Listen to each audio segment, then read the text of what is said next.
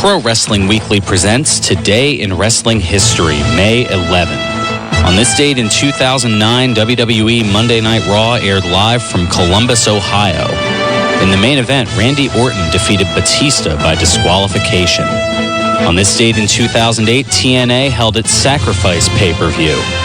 In the main event, Samoa Joe defeated Kaz and Scott Steiner in a three-way dance to retain the TNA World Heavyweight Championship. On this date in 1998, WCW Monday Nitro aired live from Kansas City, Missouri. In the main event, Randy Savage defeated Hollywood Hogan by disqualification. On this date in 1997, the World Wrestling Federation held its In Your House Cold Day in Hell pay-per-view. In the main event, The Undertaker pinned Steve Austin to retain the World Wrestling Federation Heavyweight Championship. This has been Today in Wrestling History, May 11.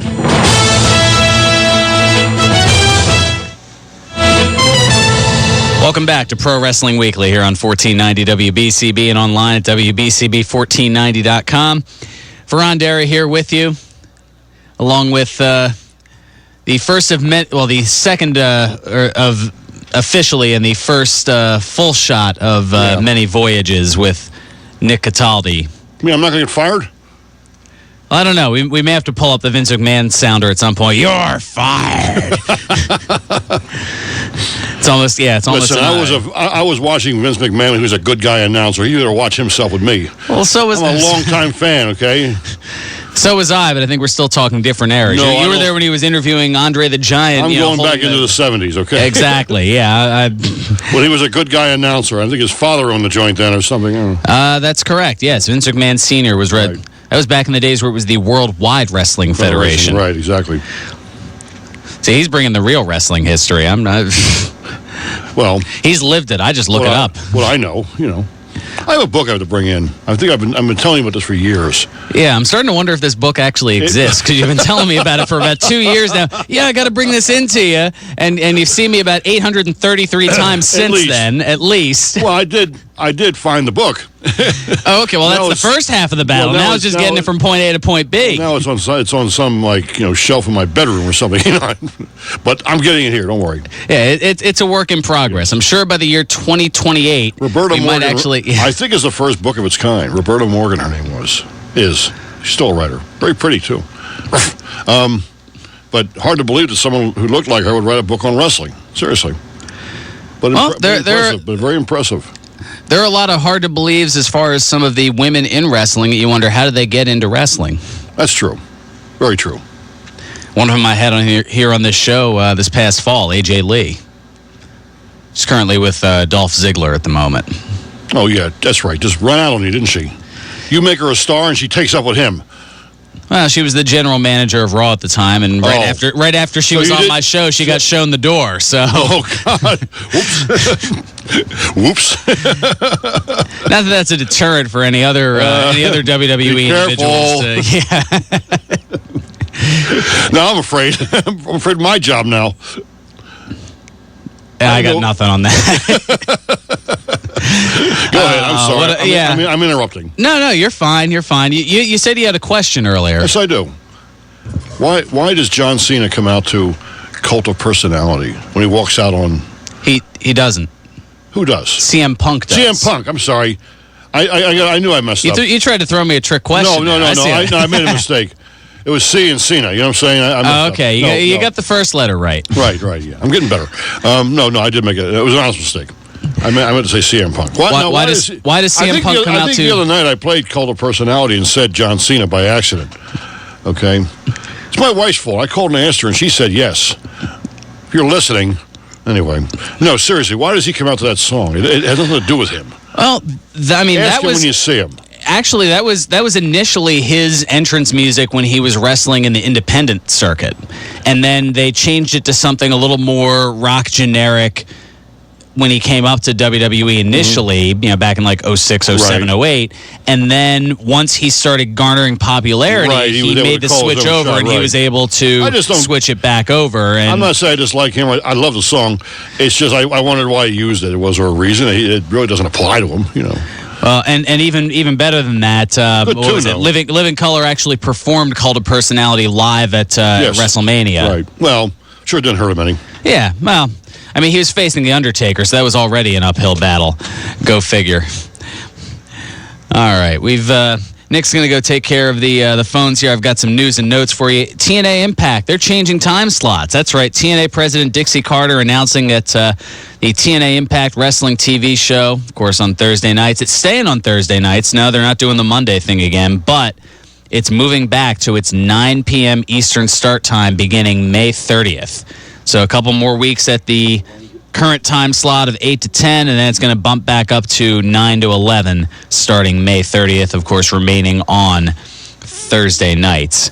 And another TNA note, the TNA management addressing a pay issue. Several wrestlers from TNA were informed last month that the company would pay per episode of Impact. And they had been paying talent for one date despite airing one edition of Impact Live and taping the following weeks all on the same night. So kind of getting stiffed a little bit there. It's like a Major League Baseball player getting paid for playing one game when they have to play a doubleheader. And granted, most Major League Baseball players, they make more money in one game than I do in a year, so maybe that's not the best comparison necessarily. All right, I mentioned it before the break. The first Hall of Fame inductee released for 2014. Not really much of a surprise, but the late Paul Bearer will be posthumously inducted into the WWE Hall of Fame next year at WrestleMania 30. This was confirmed. The rumor was confirmed by the UK Sun, and they announced that this past Wednesday. Kind of really comes to no surprise. I mean, given his contributions to the business, even going back to his days as Percy Pringle III. I was going to say, is that trigger a memory or two for you there, Nick? Yes. Just a little bit? He wouldn't be the first or last guy to switch names and personalities. I mean, Oh, yeah, that happened a lot, especially back in the territory days. The Iron Sheik was a Mongol once, He was a Mongol. He was a colonel. Right. Colonel Mustafa back in, what was that, 91, I want to say? From Iran. I mean, he became Iran after they took the hostages. They had the Iran bit. And, of course, he always won, by cheating, dirty fighter, Can you believe that in wrestling, a dirty fighter? Yeah, who would have thunk it? Really. All right, let's still working on the is that Mario? I believe it's Harlow. Harlow. I would not have gotten that. All right, let's go to the phones where we've got Harlow. What's going on? Hi, I gotta say there's only one showstopper. The Shawn Michaels is a showstopper. The other guy cannot call himself the showstopper. Yeah, that's kind of a pet nickname I've got for Ed. He's been calling into the program. No, I mean, if we go by all the nicknames, I mean, Shawn Michaels also calls himself the Icon, but then again, so too does Hulk Hogan. I mean, Hogan and Piper had that match in, I think it was December of '97, where they were fighting over who was the true icon. So, I mean, names get taken a lot in the business, just as moves do. Well, I'm sorry, but there's only one showstopper. His name is Shawn Michaels. That's certainly and duly noted. But I did have the pleasure to meet Vince McMahon, though. Oh, wow. I did. We went down the arena, and I got to meet Vince McMahon, and I also met Rob Van Dam. Rob Van Dam is a really cool guy. He was. He was very nice to us when I met him. Yeah, he's always so mellow. I can't understand why. But you guys are doing a good job, so keep it up. Oh, thank you so much, Harlow. I appreciate the call, appreciate the compliments. Just love doing what I do. Have a good day. Thanks. You do the same. Yes, a little bit of umbrage with referring to Ed as Ed the Showstopper, but he's been a staple with the show for a while, and I think you pretty much know out there why I refer to him as Ed the Showstopper. I'll just leave it at that. Was I supposed to add something? You can add whatever you would believe. I didn't have anything to say on that one. Well, you looked like you did. I'm sorry. All of a sudden, you kind of clammed up. I said, uh-oh, did I miss my cue or something? Where's the script? Yeah, exactly. I see what you did there. Sorry. Yes. Worked better in rehearsal, Jim always says. It did. Yeah, it did. It always tends to work better in rehearsal. You know who one of my favorite tag teams? Yes. Blackjack, Mulligan and Lanza. Yeah, they were great. That was And usually I didn't like the bad guys that much. I mean, I liked some of them, but I mean, I liked they had good guys and bad guys then, and and I also liked Danucci and Victor Rivera. So for some reason, Victor Rivera quit and Irish Pat Barrett took over. That was kind of a contrast of things. I mean, sometimes that happens. In a fair and just world, they should have got another Puerto Rican to kind of make things right. You know what I'm saying? Probably another good example of that where they basically push the same team but getting rid of somebody. Well, there are a few examples of that. I remember the initial team of the Can-Am Connection, which was Rick Martel and Tom Zank, and then he ended up leaving due to a pay dispute, and they put Tito Santana right in there, and they became Strike Force and won a couple of tag team champions, basically looking the same as they had. I mean, Demolition, they kind of slowly phased out Axe or Bill Eadie to bring in Crush, Brian Adams, and then Smash was there the whole time, Barry Darso. Yeah, just I don't know, just a couple of instances where stuff like that happens. I guess we'll probably be talking a little bit about that coming up on Tuesday's Completely Damaged Radio. Should be looking forward to that. Yeah, definitely check that out. I'll see what I can do about getting RC to chime in. He's been on my show a few times here, and I figure I could at least return the favor somewhat and help him out with his new endeavors into radio. Kind of giving back a little bit. Giving back is what I do, at least what I try to do. All right, Bret Hart Appreciation Night coming up on Raw. The May 27th edition will be Bret Hart Appreciation Night. It looks like it's something that's going to be on camera, as Raw will be held at the Saddle Dome in Calgary, dramatic pause, Alberta, Canada. All right, let's get back to the phones. Got a few minutes here. We'll get Ron from Levittown up here. Ron, what's going on? How you doing this week? Not too bad. What's on your mind? Well, first of all, Nick makes me feel old because I remember those wrestlers too. He mentioned Thomas Danucci. Nick's making you feel old? He makes me feel old. I remember them wrestlers myself, and my favorite wrestlers was Chief Jay Strongbow. Oh, Chief Jay Strongbow was another good one. Well, Ron, if it makes you feel any better, I just had a birthday last week. Yeah, well, the thing is... I was 26 again. You're probably my age, Nick. I was 26 again. Ask my kids. 26 again for the... In fact, I passed 3 of my kids already. You know. Oh, you passed... Or they passed me, excuse me. Who'd you pass them off to? Somebody who's been watching wrestling since he was 5 years old, and I'll say I'm 55 now. I mean, it's just... We're close. Of the old days. Yes. Always fun. But anyway, Brock, this business with Brock Lesnar, was it a setup that they would trash an office like that? I would think so. Something tells me they went down to the local IKEA and got the the bargain basement furniture as far as like an office desk, the least expensive Walmart laptop, and just something they could easily destroy. You got to save money where you can. All that money got blown up into that election campaign or twice over that didn't quite work for Linda McMahon. Or they could have did the way I did it by just going out and picking up with a sidewalk. That's how I furnished my house. Oh, there you go. Yeah. You believe that, don't you? What's going on with CM Punk? Is he coming? That the rumors have been swirling around. There was a brief period where he was advertised in, to return in later this month, in late May, and those advertisements have since been pulled. Whether that is a ruse, whether he's going to be taking more time off, but I mean, the rumors have him coming back anytime from as early as later this month to all the way up to SummerSlam in August. But, at this point, Punk's just kind of doing his thing. He was at the UFC fight not too long ago and, just taking some much-needed time off. And I guess considering how, and that seems to be the thing now. That's certainly not a bad thing. Well, they've done that with The Undertaker. After WrestleMania, he takes a lot of time off. But this is the first year that they didn't do that. I'm hearing these rumors, The Undertaker, that WrestleMania 30 has Undertaker versus John Cena and I Quit match. And I'm wondering if that's going to take place. Well, on the same, I don't think, they obviously have a lot of time to set that up, and I guess whatever they were going for, they may have to kind of change plans around since it looks like The Rock may not be available considering his injury after his match to Cena at WrestleMania 29. But I don't know if they want to go with an I Quit match, and it'd be another one of those instances where I have a feeling that even though New Orleans is known for a party atmosphere, I have a hunch that given the pristine nature of the WrestleMania streak, if he were to lose it to somebody like John Cena, who is already extremely polarizing, I don't think the Superdome would be left standing after that. I have a hunch that the fans would just, I don't want to say riot necessarily, but they would be extremely displeased.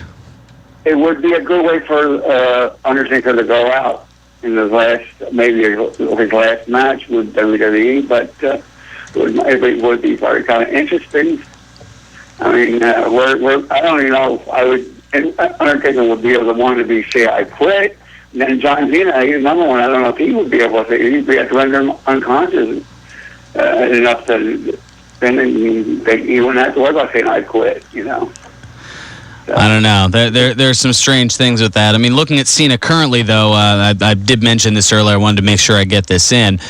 Cena did put an update on his Achilles injury. He noted on Twitter this past Monday that he felt great following 2 days of no tape to support the injured heel. And more recently, he noted last night he was in Shreveport, Louisiana for a WWE event and that his heel feels much better. Take into that what you will. Whether he's just posting on Twitter to build up or I guess give false confidence to Ryback for their last man standing match coming up a week from tomorrow. That's good news there. On TNA, I can say that it was great to see them get those on stage. I never dreamed it would be Abyss coming back, but maybe Abyss can. You don't want to stop them. Somebody's got to stop them. And the fact that what they did with D'Lo Brown, everybody's been telling me, D'Lo Brown's going to be the next member back on the TNA roster as a TNA roster against them now after what they did to them. But D'Lo Brown hasn't been around in how many years? Yeah, exactly. And believe me, I had the chance to interview D'Lo a little while ago, so I mean, I gotta show him a little bit of love. But on the same token, I don't know. I don't think that. I think because he's been behind the scenes for so long that he hasn't quite gotten, I don't know, he hasn't quite gotten the support as far as interest from the fans that I guess TNA was expecting, but they've been doing a lot of that. They've been putting a lot of their focus on a lot of non-wrestlers, inactive wrestlers, or semi-retired wrestlers in the cases of Hogan, Sting, Taz, D'Lo. I don't know. I don't know if it's necessarily a setup. I guess we'll find that out in due time. And then this business with real quick. Where they're going now. I mean, who's going to say what? I mean, Kurt Angle, they want AJ Styles back and AJ Styles to me sounds like everybody else on him. It's the match that made him so he won't be he won't be in a contention match for a title. He acts like everybody else on living. Well, we'll see where things go with AJ Styles. Thanks so much for the call. We're up against it here, but a couple of quick tidbits and notes here. The King returning to the ring. WWE Hall of Famer Jerry the King Lawler has been cleared to wrestle again, just 8 months after suffering a heart attack on live television. Isn't he 119? I believe he's 62, maybe 63. I don't know if he's at his 63rd birthday. Yeah. But after 8 months after suffering a heart attack, he's cleared to wrestle again. And there's a story on Yahoo saying that his first match will be as a tag partner to 72-year-old Dory Funk Jr., who's still wrestling. Oh, brother. How about that? See, it's all that rule breaking costing him money. That's what it is. Also, real quick, WWE wants you to make mom proud. WWE and Susan G. Komen announcing the Make Mom Proud campaign to support the fight against breast cancer, urging fans to support moms by educating themselves about the disease, participate in Komen races and in their community, as well as donate to the Susan G. Komen Foundation. Triple H being at the forefront of it, and apparently Triple H's mom is a breast cancer survivor, something I didn't know. Also, TNA offering a YouTube pay channel that's going to be starting up. They're one of the 53 listed providers of YouTube offering subscription-based content described as TNA Wrestling Plus. It's $4.99 a month and has pay-per-views from 2004 to 2012 and new content added weekly. That's going to do it for me. Thanks to Nick Cataldi. Be back next week for more Pro Wrestling Weekly.